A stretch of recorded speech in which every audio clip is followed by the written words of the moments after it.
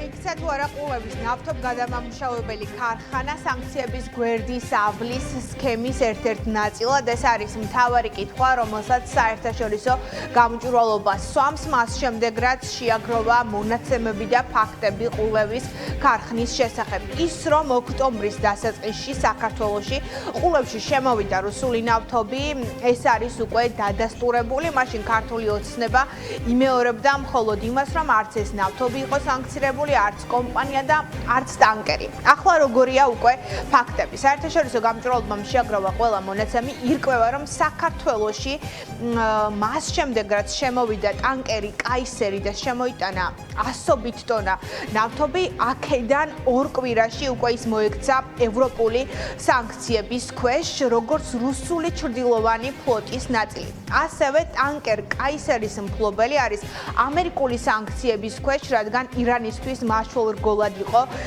მისი საქმიანობა ქცეული. კომპანია თავად არ არის სანქციების ქვეშ რუსნეფტი, თუმცა მისი მფლობელები ბოლო ცნობებითაც არიან ძმები გუცერიევები, სწორედ ის პირები, ვინც არიან სანქციების ქვეშ და ასევე აქვთ კავშირები ბიძინა ივანიშვილთან. საერთაშორისო გამჭვირვალობაში იხსენებენ, რომ 2012 წელს $1 მილიარდ ბიძინა ივანიშვილის რუსული აქტივები სწორედ გუცერიევების კომპანიამ შეიძინა და ესეც ერთ-ერთი საეჭვო დეტალია. ცალკე საკითხია უკვე კომპანია, რომელსაც ეკუთვნის ყურების ნავთობგადამამუშავებელი ქარხანა, მისი რუსული კავშირებით, მათ შორის სამხედრო პირებთან, ამიტომაც ახლა ელოდებიან ქართული ოცნებისგან პასუხებს, არ იციან რა ნავთობი შემოვიდა ქვეყანაში და რა რისკებს შეიცავს.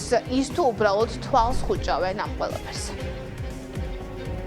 კომპანია, რომელიცგანაც შეიძინეს ეს ნავთობი, რუსნეფტი არ არის თავად სანქცირებული, თუმცა მისი მფლობელები არიან რუსი ოლიგარქები, ძმები გუცერიევები, რომლებიც ორივე სანქცირებულია ახლა და რომლებსაც აქვთ წარსულში კავშირი ბიძინა ივანიშვილთან. ივანიშვილი ინარჩუნებს რუს ოლიგარქებთან კავშირებს, მათ შორის მეგობრულ კავშირებს, რაც გამოჩნდა ჩანაწერებში.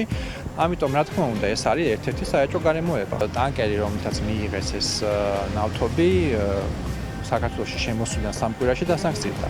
ასევე ის კომპანია, რომელიც ფლობს ყულევის ტერმინალს, ხო, ეს ადამიანები, მათ აქვთ, ისინი რუსი ბიზნესმენები არიან ჩათვალეთ, ხო, ანუ ქართული წარმოშობის რუსი ბიზნესმენები გახდნენ და მათ აქვთ მრავალი საეჭვო კავშირი რუსეთთან, მათ შორის რუსულ სამხედროებთან. რისკი არის იმისი, რომ ნავთობი, რომელიც შემოვა ყულევში, შეიძლება, ესე იგი, ისე ან ფიქტიურად დამუშავდეს, ვითომ გადამუშავდეს, ან შეიძლება გადამუშავდეს კიდევაც, თუმცა ამას დაერქვას, რომ ეს არის ქართული ნავთობი და შემდეგ გავიდეს ექსპორტზე, ხო? და დასავლური ქვეყნებში ამას უყურებენ ძალიან ახლოს და შეიძლება იქნეს აღქმული, როგორც საქართველოს მხრიდან სანქციების გვერდის ავლა რუსეთის დახმარება.